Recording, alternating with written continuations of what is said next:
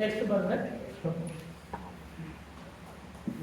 இப்போ இந்த ஹாலோ ஆல்கேன்ல ஜெமினல் ஹாலைட் விசினல் ஹாலைட் பார்க்கலாம். ஜெமினல் அப்படின்னா இப்போ நம்ம போன கிளாஸ்ல ஜெம் ஹாலைட் பார்த்துருக்கோம். ஜெமினல் ஹாலைட் பார்த்துருக்கோம். ஜெமினல் ஹாலைட் அப்படிங்கிறது ஒரே கார்பன் ஜெம் அப்படின்னா சேம் கார்பன் பார்த்துருக்கோம். ஒரே ஹாலைட்ல ரெண்டு ஹாலைட் குரூப் சேம் டைப்பான ஹாலைட் குரூப் இருந்தா it is called the geminal di halide பார்ப்போம். ஜெமினல் ஹாலைட் பர்టిక్యులரா சொன்னா ஜெமினல் டை ஹாலைட். அதே சேம் தான் விசினல் அப்படினா அது நெய்பரிங் கார்பன். விசினல் அப்படினா அது நெய்பரிங் கார்பன். அப்ப விசினல் அப்படினா ஒரு கார்பன் பரப்பா இன்னொரு கார்பன் அதுல ரெண்டு ஹாலைட் வந்து சேம் டைப்பான ஹாலைட் வந்து நெய்பரிங் கார்பன் இருந்தா விசினல். இப்போ இதே சேம் ஆல்கஹால் இருக்கு சரிங்களா? கவனி அப்புறமா நீங்க பாத்துக்கலாம்.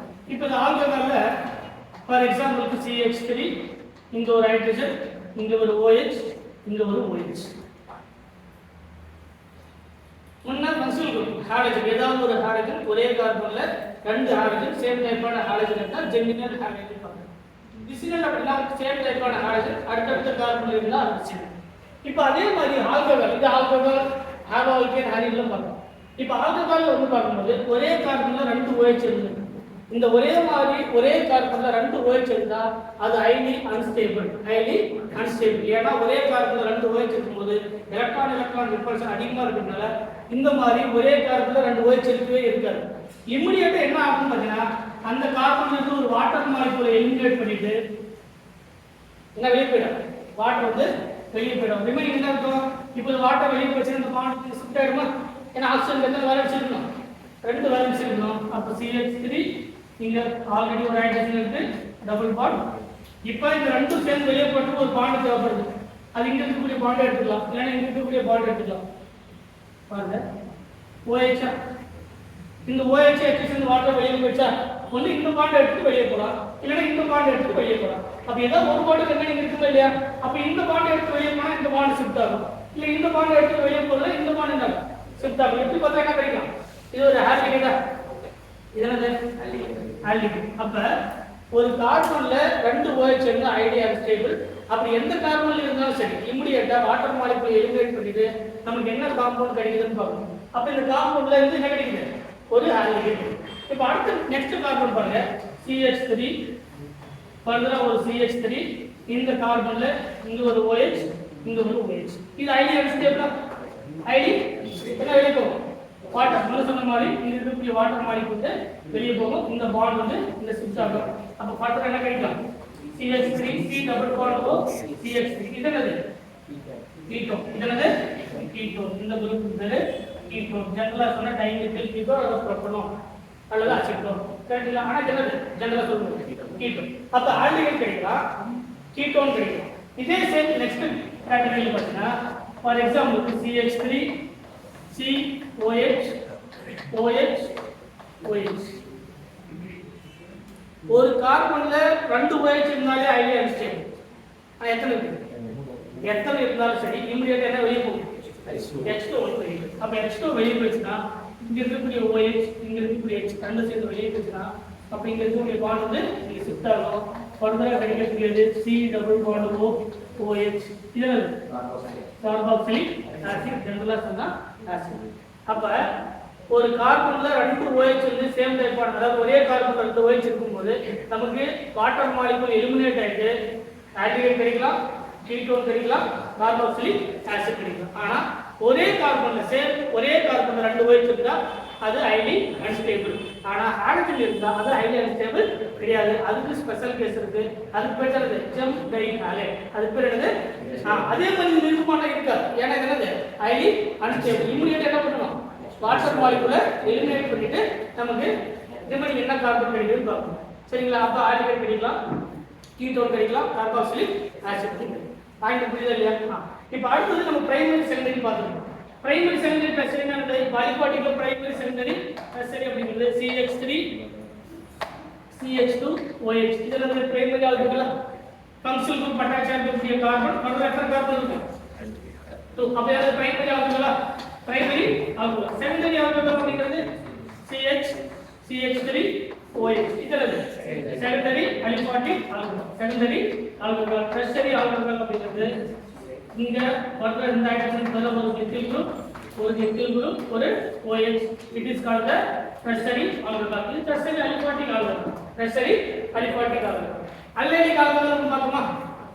அல்லைலிக் ஆல்கஹால் பார்த்தோமா? அங்க primary allied, secondary allied, tertiary allied பார்த்தோம். இங்க என்ன பார்க்கறோம்?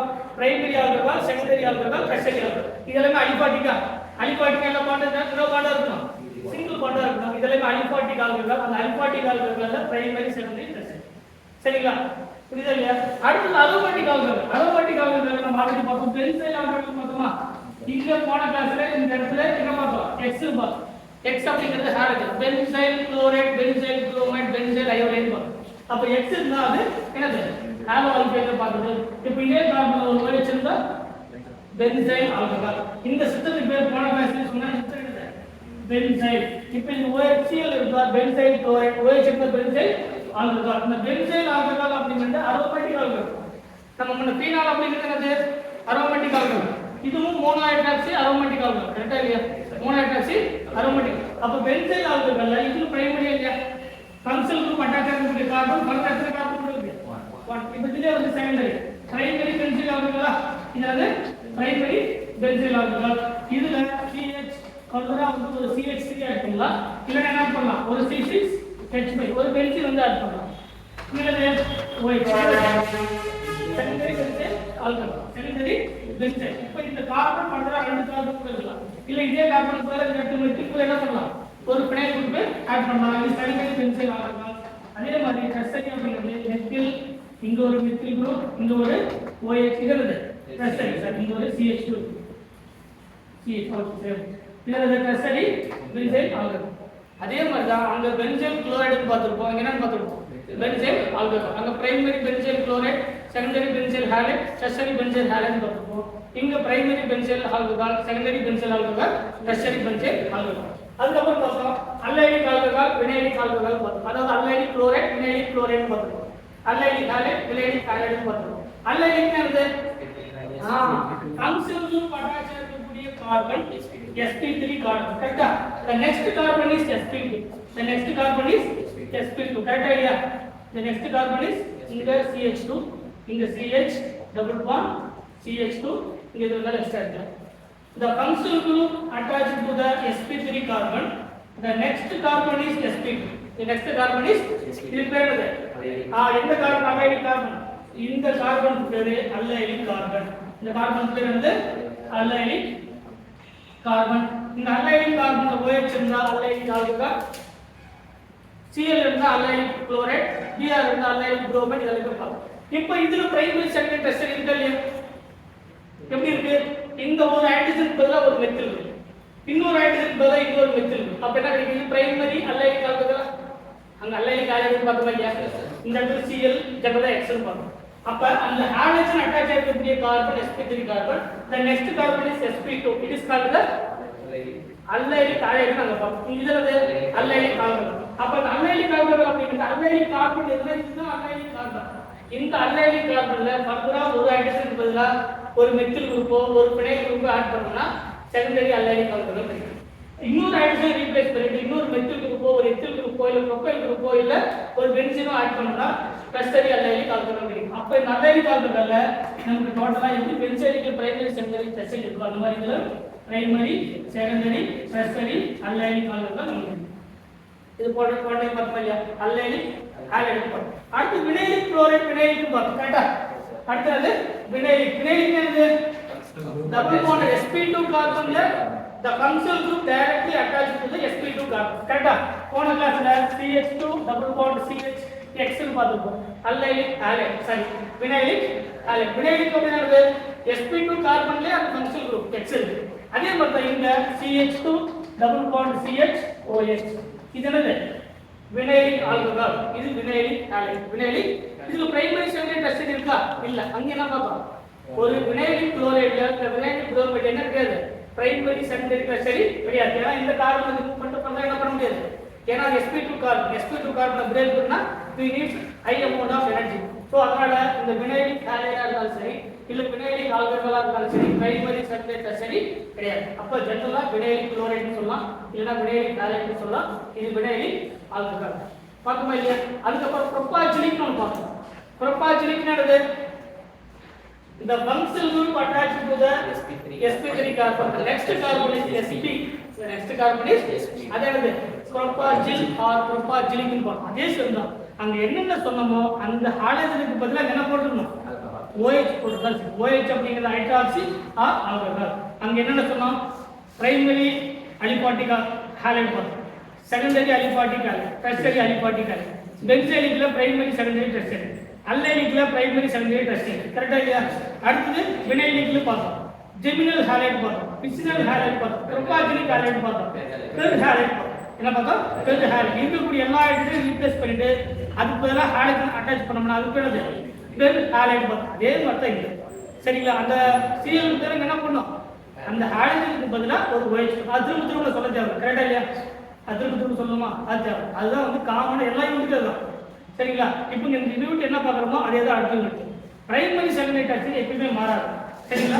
நான் சொல்றது புரியுதா இல்லையா? அதே மாதிரி இதுலயும் primary benzyl alcohol, secondary benzyl alcohol, tertiary benzyl alcohol. அலிபாட்டிக்ல பிரைமரி செகண்டரி டெர்ஷரி, அல்லைலிக்ல பிரைமரி செகண்டரி டெர்ஷரி, வினைலிக்ல பிரைமரி செகண்டரி டெர்ஷரி கிடையாது. அதே மாதிரி ப்ரோபாஜிலிக்ல என்னது? பிரைமரி செகண்டரி டெர்ஷரி இருக்கு. ஏன்னா sp3 கார்பன் இருந்தாங்க அதுல என்ன பண்ண முடியும்? அந்த சிங்கிள் மாடல்ல இருக்கக்கூடிய ஹைட்ரஜன் ரிமூவ் பண்ணிட்டு ஒரு மெத்தில் குரூப்போ ஒரு பினைல் குரூப்போ எத்தில் குரூப்போ நம்ம என்ன பண்ண முடியும்? ஆட் பண்ண முடியும். அப்போ பிரைமரி செகண்டரி டெர்ஷரி அப்படிங்கிற கான்செப்ட் நமக்கு கிரியேட் ஆகும். சொல்றது புரியுதா இல்லையா? இது நார்மலா வரக்கூடிய நம்ம ஹாலோ அல்கைடா இருந்தாலும் சரி இல்ல ஆல்கஹால் ஃபீனால் ஈத்தரா இருந்தாலும் சரி இது காமனான மெத்தட். இப்போ இதுல ஃபர்ஸ்ட் என்ன பார்க்கணும் அப்படின்னு பார்த்தா ஒரு ஆல்கஹாலை எப்படி ப்ரிப்பேர் பண்ணணும், ஒரு அல்கைன் டபுள் பாண்டை எடுத்து ஒரு ஆல்கஹாலை எப்படி ப்ரிப்பேர் பண்ணணும், அந்த மாதிரி ஒவ்வொரு ப்ரிப்பரேஷனுடைய மெத்தடும் நீங்க 1 by 1 பார்க்கணும். ஃபர்ஸ்ட் இது வரைக்கும் இருக்கிறது காமன். இனிமேல் பார்க்கக்கூடியது நம்ம ஒவ்வொரு ப்ரிப்பரேஷன் அதனுடைய பிசிக்கல் ப்ராப்பர்ட்டிஸ், அதனுடைய கெமிக்கல் ப்ராப்பர்ட்டிஸ், அதனுடைய பாண்ட் ஆங்கிள், அதுக்கான எலக்ட்ரோநெகட்டிவிட்டி கான்செப்ட், அதனுடைய chemical reaction, electrophilic substitution, nucleophilic substitution இதெல்லாம் ஆல்ரெடி பார்த்தோம். அரோமேட்டிக் எலக்ட்ரோஃபிலிக் சப்ஸ்டிடியூஷன் பார்த்தோமா, அரோமேட்டிக் நியூக்ளியோஃபிலிக் சப்ஸ்டிடியூஷன் பார்த்தோமா.